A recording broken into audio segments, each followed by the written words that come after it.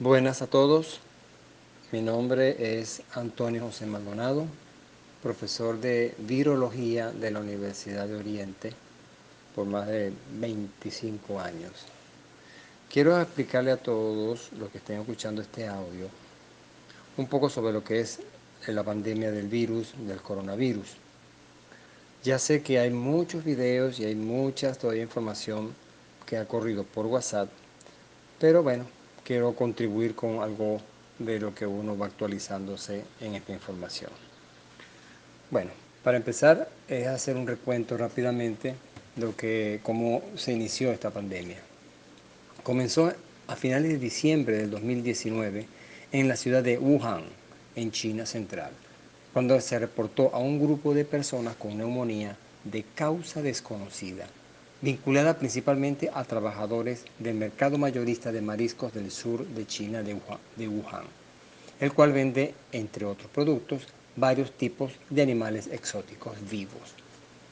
El primer caso sospechoso fue reportado el 31 de diciembre de 2019, luego de que los primeros síntomas aparecieran 3 semanas antes, el 8 de diciembre aproximadamente. El mercado donde se sospecha que se originó el brote fue cerrado al día siguiente, o sea, el 1 de enero del 2020, y las personas con síntomas fueron aisladas. Más de 700 personas, incluyendo más de 400 trabajadores de la salud, que tuvieron contacto con los casos sospechosos fueron puestas bajo observación. Tras el desarrollo de un diagnóstico concreto para detectar la infección, la presencia del SARS-CoV-2 fue confirmada en 41 personas del grupo de casos sospechosos de Wuhan. Las primeras muertes se registraron el 9 y 16 de enero del 2020, ambos hombres con edades superiores a los 60. La tercera muerte se reportó el 19 de enero del 2020 y 3 más se agregaron el 21 de enero del 2020. De allí comenzó a expandirse en las provincias alrededor de Wuhan, diseminándose así en China, en toda China. De allí se fue pasando a otros países desde allí, como Irán, Europa, Corea, Japón, y ahora actualmente ya tiene abarcando a más de 160 países en todo el mundo, hoy siendo 19 de marzo del 2020. Y hay 243.281 casos confirmados con 9.870 muertes. ¿Qué es el coronavirus? ¿Por qué ese nombre? El coronavirus recibe este nombre debido a que las partículas virales, al ser vistas al microscopio electrónico, se observan unos salientes o unas espigas parecidas a los salientes que tienen una corona de esas que se colocan los reyes, ¿ok? Que son alargaditas con un bulbo en el extremo más externo. De allí deriva el nombre de coronavirus. El coronavirus pertenece también a una familia, la familia Coronaviridae. Y hay dos subfamilias, y en una de esas subfamilias está formado por 4 géneros: alfa coronavirus, beta coronavirus, gamma coronavirus y delta coronavirus. Alfa coronavirus contiene 2 cepas de virus, ¿okay? Y beta coronavirus también tiene otras 2 cepas de virus que ya son conocidas desde el año 1964, en el cual se descubrieron estos virus. Esos virus producen infecciones respiratorias sencillas, nada complicadas, ¿okay? Y siempre se han encontrado en distintas poblaciones de niños, adultos, pero como les digo, sin ninguna complicación. El año 2002 surge una nueva cepa llamada SARS-CoV y en el año 2012 el MERS-CoV, ¿ok? Y ahora el COVID-2019 también pertenece a este género de beta coronavirus. El nombre que se le dio a este nuevo virus del año 2019 se le llamó SARS-CoV-2 para diferenciarlo del SARS que dio en el año 2002. Luego se le dio un nombre diferente, Novel Coronavirus 2019, y a la enfermedad se le denomina COVID-19. Algo para aclarar ahorita es que el virus se llama SARS-CoV-2 y la enfermedad por este virus se llama COVID-19, de Coronavirus Disease. Bueno, como les dije, estos 4 cepas virales que se descubrieron en el 64 y en otros años más infectan solamente a humanos, solo a humanos, y causan problemas respiratorios leves. En el 2002 se encontró una nueva cepa, el SARS-CoV, que afectó a más de 8.000 personas y produjo 700 muertes. Pero ¿qué ocurrió acá? Este SARS se derivó de un coronavirus que infecta murciélagos, que luego utilizó un intermediario o pasó, infectó a un animal llamado civeta, que es un animal exótico de allá del Asia, y luego ese virus que se adaptó a civeta pasó a humanos. Generalmente se cree que en los mercados donde hay tanto tráfico de animales y sacrifican este tipo de animales, pues pudo haber forzado la barrera de especie para que brincara de una especie a otra. En el 2012 surge entonces el MERS, síndrome respiratorio del Medio Oriente. El SARS que le expliqué anteriormente se llama SARS por el síndrome agudo respiratorio severo, es el del 2002. El del MERS también tuvo su origen, su cepa original de coronavirus fue de murciélago, que pasó a dromedario, en este caso un camello, y luego de camello pasó a humanos. Bien, entonces aquí hay 2 animales intermediarios, la civeta en el SARS y el camello en el MERS. Para esta pandemia, el SARS-CoV-2 también tiene su origen de una cepa ancestral que deriva de murciélago y el intermediario, de acuerdo a las primeras secuencias que se realizaron del material genético de los distintos fragmentos que se lograron aislar, resultó a un coronavirus que infecta al pangolín. Es un animal que también es de allá de esa zona y se creyó que derivaba esa cepa que infecta a humanos provenía de ese coronavirus del pangolín. Pero luego, analizando más fracciones completas, casi la secuencia completa, se aleja ahora del pangolín. Pero es un animal muy parecido, seguramente es así. Y todo esto tiene en común, que son los murciélagos. Los murciélagos tienen en su interior pues, una cantidad de virus, más de 60 virus posiblemente, y todos se pueden transmitir a humanos, si se va adaptando, por supuesto, a la circunstancia, a través de animales. ¿Okay? Inclusive el virus ébola también se encuentra en murciélagos y se transmite a humanos por el intermediario de chimpancés o monos o gorilas o algunos. ¿Okay? Aparte del civeta del camello. Ok, esto es en cuanto a los huéspedes, a los intermediarios que tiene el virus, el coronavirus. Continuando con qué es el coronavirus, es un agente muy pequeño, está alrededor de los 80 y 160 nanómetros de diámetro, entonces 10 a la menos 9 metros. Su genoma es de ARN de simple cadena sentido positivo y una sola hebra y posee en su envoltura una envoltura que es de tipo lipídico, así como el de una membrana de la célula, en el cual se encuentran las glicoproteínas o las espigas que le mencioné en el primer audio. Estas son redondeadas, estos agentes virales, y algunas veces pleomórficas. Si ustedes buscan por internet una figura que muestra el virus, pueden ver que es una bolita, más o menos, en la cual se extienden unas espigas denominadas glicoproteínas. Se le da la inicial de S por espigas en inglés. También tiene otras enzimas como esterasas, hemaglutinina, y en la envoltura. Es importante identificar estas 2 estructuras, las glicoproteínas que son las espigas y la envoltura. Esa envoltura es de origen lipídico, como les dije. Y esto es bien importante tenerlo en cuenta a la hora de las prevenciones que les voy a dictar en otro audio. Ahora, ¿dónde actúa el coronavirus en el cuerpo?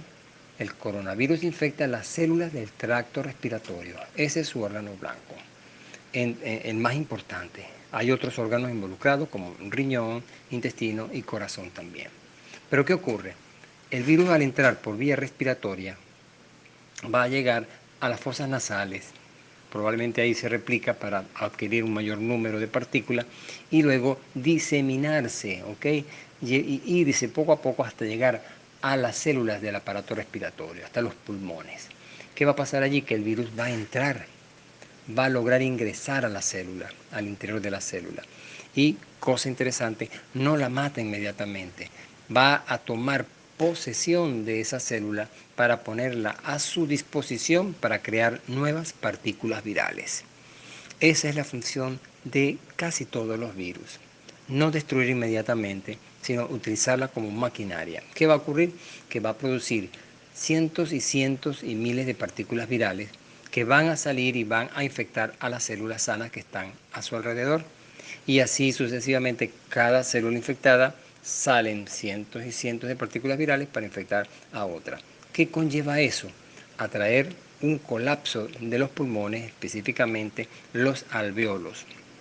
Recordemos que los alvéolos es donde ocurre el intercambio gaseoso, el intercambio del oxígeno, el del CO2 por el oxígeno. Pasa la sangre muy cerca, por capilares, cerca de estos alvéolos, y ocurre el intercambio. ¿Qué ocurre cuando hay un daño en estas células de los alvéolos? Pues se inflaman, secretan líquido y evitan ese intercambio. ¿Qué trae como consecuencia? Que no puedes tomar aire y te ahogas, te falta el aire. Por mucho que quieras respirar, no va a ocurrir ese intercambio de gases, de oxígeno, y no vas a tomar el oxígeno. Por lo tanto, trae como consecuencia un colapso y puede traerte un paro eh, respiratorio y más atrás un paro cardíaco. Transmisión. La transmisión ocurre de persona a persona. No hay unos intermediarios como unos vectores, que si animales, que si mosquitos, como el dengue, como el chikungunya. Aquí ocurre de persona a persona. ¿A través de qué? De las diminutas gotas que salen de la boca. Son gotículas. Cuando uno estornuda y tose, salen pequeñas gotículas. Bueno, a veces salen cantidades muy grandes, ¿no? Por supuesto. Pero hay unas muy pequeñas y muy finas. Por allí es que se transmite la infección, los virus. Los virus pueden ir pegados a esas gotículas y pueden ir en números muy elevados. Por gotita puede llegar a 100.000 partículas virales, por ejemplo, o hasta más si se quiere. Así ocurre con el virus influenza. Por lo tanto, la vía aérea es el elemento más importante para la transmisión. ¿Okay? Entonces los estornudos, al hablar, al toser, ¿okay? Todo eso hace que las partículas virales salgan al aire. Importante, se dice que son gotículas muy grandes que pueden caer a la superficie. Eso es algo muy importante que hay que tener en cuenta a la hora de la prevención. Y entonces, ¿qué pasa? Cuando están estas secreciones en la nariz o uno tose, se lleva las manos a la boca, viene y se limpia la nariz y ya contaminamos las manos. ¿Qué va a pasar? Que con esas manos entonces tocamos el llavero, tocamos la puerta, tocamos los pasamanos, los celulares y ponga usted la lista que quiera. Por lo tanto, la mano es la transmisión, el elemento de transmisión más importante. Así que hay que, de allí, el lavado de mano que es importante. Bien, ¿qué ocurre cuando una persona toca a alguna de esas superficies o alguien estornuda o tose delante de uno? Que esas partículas virales entran por nuestra vía respiratoria, quedan en nuestras fosas nasales o la garganta, si llega a la boca, por ejemplo, va a llegar y se va a replicar en la garganta, o también a través de los ojos, a través de las mucosas. Va a ocurrir que va a haber un periodo de incubación de 2 a 14 días.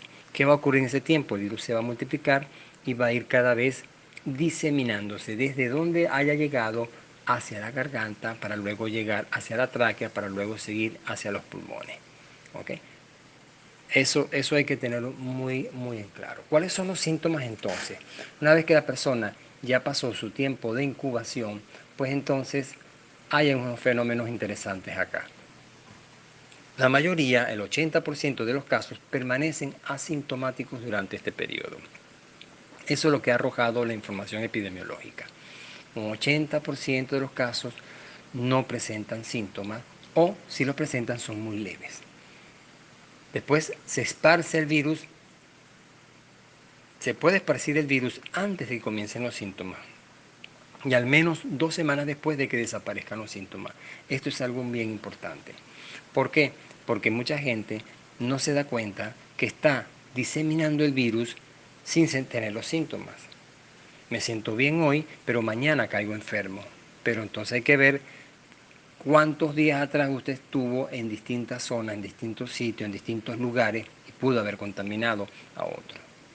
Y la otra, como ya les dije, es después que uno se restablezca de la gripe, o perdón, de esta enfermedad, lo que va a ocurrir es que va a seguir excretando virus. Entonces es otro problema. Entonces, por eso que es difícil erradicar este tipo de enfermedad. ¿Por qué? Porque hay una manera muy difícil de controlar la transmisión. Los siguientes síntomas pueden variar dependiendo de la edad, pero lo más importante es la fiebre, que comienza de una manera abrupta.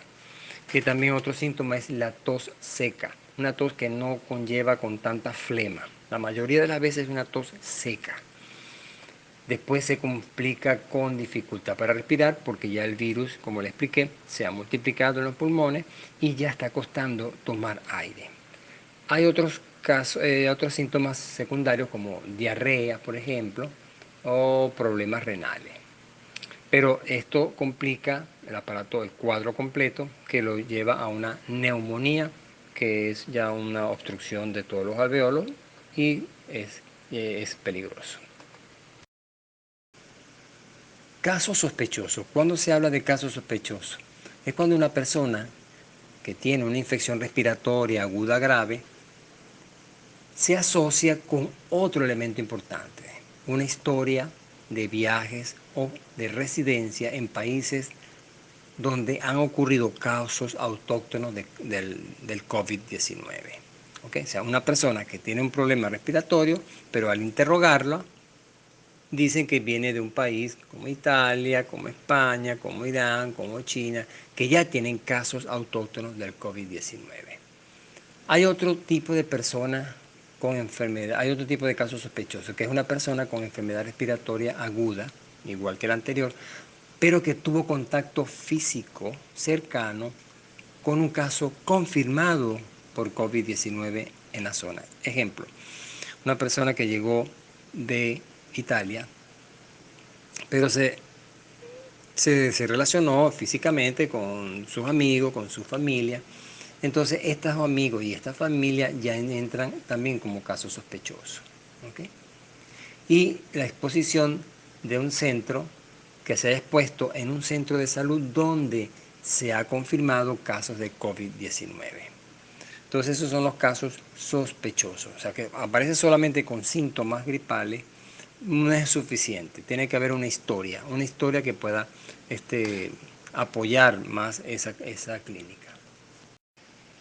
Una vez que la persona desarrolla estos síntomas y va al médico y se sospecha y cae dentro de esos casos sospechosos, se le toma una muestra que puede ser un hisopado nasofaringio u orofaringio, lavado broncoalveolar, aspirado nasofaringio o del mismo esputo o la saliva, la flema que le sale, o de tejidos de biopsia. En fin, todas esas muestras pueden ser tomadas dependiendo del caso, por supuesto, y se envían a un laboratorio especializado para el diagnóstico. Los métodos o el método que hay ahorita para detección y hacer la determinación específica del virus es a través de una detección molecular. Esto es una técnica llamada RT-PCR o reacción en cadena de la polimerasa en tiempo real. Se llama RT-PCR por sus siglas en inglés. Estas directrices de laboratorio fueron dadas ya por la OPS y la Organización Mundial de la Salud. Así que eso lo que va a hacer es amplificar unas ciertas regiones del genoma del virus para confirmar la existencia del mismo en el tejido.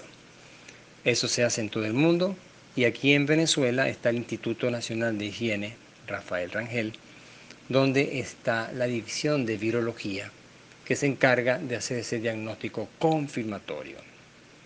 Esta dirección de epidemiología del ministerio cuenta con un plan establecido bajo el protocolo de manejo clínico y también cuenta con la capacitación técnica y los reactivos para procesar muestras bajo protocolos y algoritmos de laboratorio establecidos por la OPS y OMS para los centros de referencia.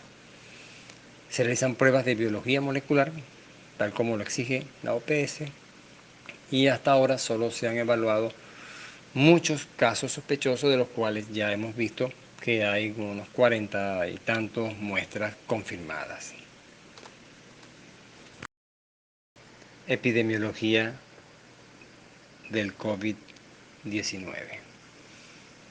Bueno, en una tabla se puede, he resumido todos los casos confirmados desde el 24 de enero de este año hasta más o menos el más reciente. Bueno, han pasado ya, empezó con 941 casos el 24 de enero, ¿verdad? Con una tasa de mortalidad de 2,8 y una tasa de recuperación de 2,9. Eso fue cambiando en el tiempo. Inclusive ya para el 8 de marzo estamos hablando de 107.185 casos confirmados, con un total de muertos de 3.643. Desde allá hasta aquí se ha mantenido la tasa de mortalidad en 3,4 y la tasa de recuperación en 56, o sea que habían más recuperados que muertos. Pero luego siguió avanzando y esto fue cambiando. Ahora ya para esta fecha, que hoy es 19, tenemos 243.281 casos confirmados y 9.870 muertes. Esto aproximadamente es como 4%. Ahora la tasa de mortalidad ya subió y la tasa de recuperación disminuyó un poco. Esto quiere decir que el virus está haciendo, o sea, esto iba muy bien hasta que llegó a Italia, a España y otros países donde no cumplieron con las normas de contención. No tanto el gobierno, sino la gente no puso de su parte. Por lo tanto, salían todavía a encontrarse en parques, salían a tomar café, a cines, teatro, y eso fue los lugares exactos y perfectos para que el virus se diseminara muy violentamente. Entonces en los gráficos aparecen que iba todo bajo control y de pronto se dispararon los casos confirmados y el número de muertes. De allí la importancia de mantenerse en casa, de no salir de la casa. Ya después le comentaré un poco más al respecto. Pero es igual, para tratar de hablar un poco de esto y colocar las cosas en perspectiva, hay unas gráficas y unos artículos que muestran más o menos la evolución de muchos de otros, no solamente coronavirus, sino de otros virus que han ocasionado epidemias y hasta pandemias, ¿okay? Pasando por el Marburg, ébola, Hendra y virus respiratorio de influenza H1N5. Pero vamos a hablar de los mismos, de los primos de este virus, que es el SARS, del 2002 que le mencioné. En el 2002 ocurrieron 8.096 casos confirmados, 774 muertes, con una tasa de mortalidad de 9,6%. Nosotros aún estamos en 4%. O sea que el del SARS, a pesar de que fue menor número, hubo mayor tasa de mortalidad. Luego en el 2009 sale el H1N1, donde hubo 1.632.258 casos, con 284.500 casos, llevando esto a una tasa de mortalidad de 17,4%. Y vuelvo a repetir, aquí ahorita estamos con un 4% o un 3%. Vamos a ver porque eso depende de los países. El MERS en el año 2012 hubo 2.494 casos, con 858 muertes, lo que llevó a una tasa de mortalidad de 34,4%. Y luego el virus influenza H7N9 con 1.568 casos, una mortalidad de 616 y la tasa de 39. Entonces, como pueden ver, pasamos de 9 en el SARS del 2002, luego el MERS del 34,4% y otros virus respiratorios sobrepasan el 10 y el 30%. Entonces, lo que quiero es ubicar que a pesar de que es un virus que estamos viendo que se transmite muy rápidamente, la mortalidad no es tan alta, no es tan alta. Lo que sucede es lo siguiente, que como son muchos casos a la vez, a pesar de que la totalidad es, la tasa de mortalidad es baja, pero son muchos a la vez, congestionan los centros de salud. Y ahí es donde ocurre el problema. Si hay 200 camas para 200 pacientes, pues me van a llegar 500 personas, obviamente se va a saturar. Eso está ocurriendo en todos los países y ese es el gran problema actualmente. Seguimos hablando de la epidemiología. Ya les había mencionado que el 80% de los casos que son infectados por este virus son asintomáticos o presentan síntomas leves. Y eso es cierto y lo sigue demostrando las evidencias epidemiológicas, los datos epidemiológicos.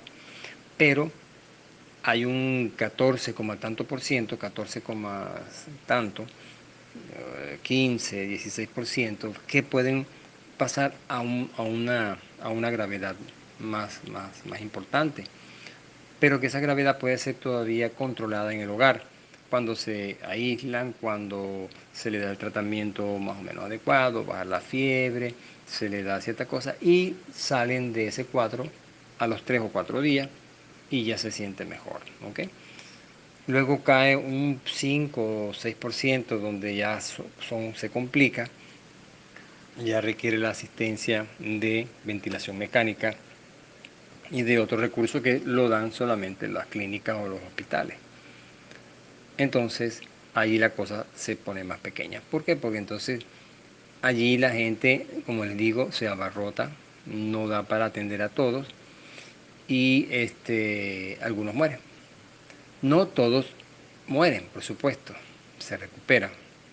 Los que están más propensos a la mortalidad, pues están relacionados con la edad. Personas mayores de 59 años, 60 años, 70, son los más probables que puedan sufrir muerte. También depende de la condición física o condición de base que llaman. Si tiene problemas cardiovasculares, diabéticos, enfermedades respiratorias, hipertensión, etcétera. Y también está relacionado con el sexo. A los hombres le dan un poco más que a las mujeres. El tratamiento.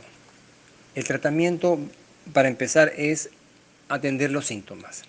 Si hay fiebre, pues entonces tratar de bajarlo con antipiréticos, hay que tomar líquidos más o menos calientitos para rehidratarlo. Reposo, por supuesto, uso de broncodilatadores, algo para la diarrea si hay un síntoma de ese tipo, pero no es el estándar normal. ¿Ok? Y eso es lo que es básico que le hacen a las personas. El otro tratamiento es que todavía no ha salido, son las vacunas. Hay ahorita una competencia mundial para ver quién elabora las vacunas. La vacuna, la Organización Mundial de la Salud ha dado aprobación para varios proyectos que permitan elaborar las vacunas. Pero aún con unas buenas expectativas, eso no va a haber resultados tan pronto en este año. O si quizás a finales de este año. Se hablan de vacunas que ya están por salir, pero eso no es tan así como soplar de hacer botellas. Eso requiere una serie de pruebas, ¿ok?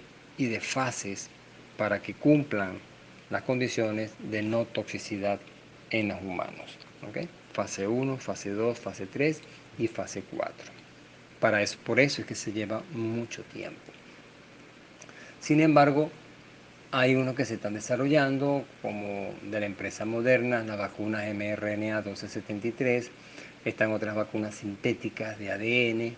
Hay otras donde han obtenido el gen de esa proteína que se encuentra en la superficie, que son las espiguitas, y entonces hacen que la expresen en otros sistemas como los baculovirus. También están otros laboratorios creando moléculas quiméricas y proteínas recombinantes, pero eso todavía falta mucho por que salgan al mercado. El otro tratamiento son los antivirales, son fármacos que van dirigidos a inhibir alguna etapa de la replicación del virus dentro de la célula o fuera de la célula para evitar que entre a ella. Hay varios, afortunadamente, hay varios fármacos que ya están creados para otros virus y eso entonces lo han probado para el coronavirus y ha resultado algunas cosas positivas. Por ejemplo, está el Remdesivir, que es un antiviral de amplio espectro, que todavía está en estudio contra el virus del ébola y el antiguo SARS y el más reciente MERS en el 2012. También hay otro candidato que es la cloroquina, que es un antimalárico que también se ha visto que tiene potente actividad antiviral. Como son fármacos que ya fueron elaborados, más que todo de la cloroquina, que ya ha sido probado en humanos, pues lo que están es ajustando algunas cosas para ver si sale al mercado rápidamente. Hay otros fármacos como el lopinavir y ritonavir, que son dos inhibidores de las proteasas, pero en virus del SIDA. Y eso ha también adelantado algo. También está el uso del oseltamivir, el interferón 1B y anticuerpos monoclonales. Pero hay mucha competencia en estos fármacos. Vamos a ver cuál sale primero y cuál puede ayudarnos en este tratamiento. Ahora les quiero hablar sobre los mitos y realidades del coronavirus. Hay muchos, aquí les voy a mencionar algunos. Primero, si los animales de compañía transmiten el virus, no. Por ahora no hay pruebas de que los animales domésticos puedan llegar a infectarse y transmitir al humano. Los secamanos, esos que soplan en los baños, ¿son eficaces? No, no matan el virus. Hay que lavarse las manos frecuentemente con alcohol en gel o lo mejor es el jabón, agua y jabón, y secarlas minuciosamente. ¿Los antibióticos son eficaces? No, son ineficaces contra los virus, pero pueden curar infecciones bacterianas secundarias. ¿Por qué? Porque puede ser que bajo esas condiciones de flema que tienen los pulmones, crea un ambiente adecuado para que se colonicen unas bacterias y puedan crecer. Entonces ahí sí se justifica el uso de los antibióticos. ¿La desinfección con rayos ultravioleta mata el virus? No. La desinfección con radiaciones ultravioleta no debe utilizarse en las manos o piel, ya que los rayos ultravioleta pueden provocar irritaciones. Sí desinfecta superficies, pero nadie va a andar con una lámpara ultravioleta por todos lados para ir desinfectando la cocina, desinfectando la sala o algo por el estilo. ¿Las vacunas contra la neumonía protegen del virus? No. Se necesita una vacuna propia para la enfermedad. Ya le hablé de eso anteriormente. ¿Es eficaz limpiarse la nariz? No, nada prueba que lavarse regularmente la nariz sea eficaz contra el virus. Y eso está limpiándose cada rato, más bien lo que hace es quitar el moco que tenemos naturalmente, por supuesto, que permite atrapar todo lo que son partículas, virus, bacterias, polvo, entre los pelitos y el moco, hacen una barrera protectora. Luego, cuando uno se lo sopla, pues sacas el exceso, pero está bien, pero no limpiárselo constantemente. Dice aquí que si los escáneres térmicos son eficaces, sí, pero no puede detectar la fiebre en las personas infectadas que no tengan los síntomas, como les dije. Hay un 80% de personas que no presentan síntomas, pero sí tienen el virus. Así que los escáneres no ayudan mucho en eso. Se corre el riesgo al recibir un correo de un paquete que venga de esos países que tienen el virus. No, las personas que reciben paquetes no corren ese tipo de peligro. ¿El virus afecta a personas de todas las edades? Sí, aunque las personas mayores son las más vulnerables. ¿Ok? Bueno, ya creo que le di toda la información que es básica para entender lo que es el virus, cómo se originó el virus, más que todo cómo prevenirlo. Eso es lo más importante. la contención, que es el estarse en casa y no salir, es por la siguiente razón. Si el virus tiene un periodo de incubación de 2 a 14 días y nadie sale de casa, o muy poquitos salen de casa, los que están con la incubación va a desarrollar los síntomas, pero en casa, y no ha logrado infectar mucho a la gente. Eso es clave para que lo entiendan. Por eso lo llaman la cuarentena, para no infectar a otro. El que ya está enfermo, entonces le da tiempo de quedarse en casa y no este, diseminar más el virus estando afuera enfermo. Así también los que desarrollan los síntomas, empezando, pues a lo mejor no se sienten tan mal y pueden recuperarse rápidamente. De esta manera, no hay tantos casos que van a los centros asistenciales, hospitales, clínicas y complican y abarrotan todo lo que es el sistema de salud, de camas, de aparatos, etcétera. Encima de que ya está muy lastimado y muy golpeado todo el sistema de salud de aquí, entonces hay que ayudar y esa sería una forma muy importante de ayudar, quedarse en casa. Y pasando más días, podemos hablar de un mes o hasta más, ya los virus no se replican más porque no hay más personas. Al uno expulsarlo de su cuerpo, porque eso es una gran fortuna de que el virus se replica, se ocasiona los síntomas, pero luego el virus ya desaparece en nuestro cuerpo, una vez que el sistema inmunológico ha superado esa enfermedad, ha logrado vencer la enfermedad. Al vencerlo ya no hay más virus. Al no haber más virus, por lo tanto, no hay más transmisión y no hay nuevos casos. A eso es que se quiere llevar por quedarnos en casa, por no movernos, por quedarnos, para que el virus no tenga ya otra manera de replicarse. Se queda en casa y se quedó en casa y se acabó en casa, punto. No hay otra persona a quien se le va a dar. Eso es para explicarle un poco por qué hay que quedarse en casa. Otro aspecto importante es que recientemente me mandaron un audio, pero tengo que confirmar, de que los virus tienen mayor afinidad y adhesión a anillos, cadenas, piercings, maquillaje. Parece que tienen una afinidad de que quedan rápidamente fijados en las personas que tienen maquillaje. ¿Ok? Entonces hay que tener en cuenta eso de cero maquillaje, de ser posible. ¿Por qué? Porque nuestra piel tiene ciertas enzimas y cierta protección al secretarlo. No la vemos, pero por eso nos protegen de bacterias y de virus. Entonces hay que dejar las cosas al natural. ¿Okay? Otra cosa que dicen es de gárgaras con agua con sal, que si agua caliente, tomar té y cosas de esas. No se ha demostrado científicamente si eso tiene un valor. Pero en cuanto al té caliente y eso es porque en países fríos esa flema en el pecho, en los pulmones, se seca, se va haciendo muy espesa y se va secando. Entonces al tomar cosas calientes pues afloja y permite expectorar, ¿verdad? Y liberar un poco los alveolos y puedan respirar. Quizás por ahí que viene esa idea. Pero que si mata el virus en la garganta, que si lo otro, yo dudo un poco eso. Una vez que el virus ya se está replicando en tu fosa nasal, en tu garganta, ya eso no se va a ir así como así. Eso va a seguir diseminándose hasta llegar a los pulmones. ¿Okay? Entonces hay que tener cierta lógica en algunas cosas. Bueno, yo creo que con esto ya culmino. Son 2 envíos. Espero que les sirva de algo y cualquier duda estoy a la orden. Abrazos y cuídense mucho.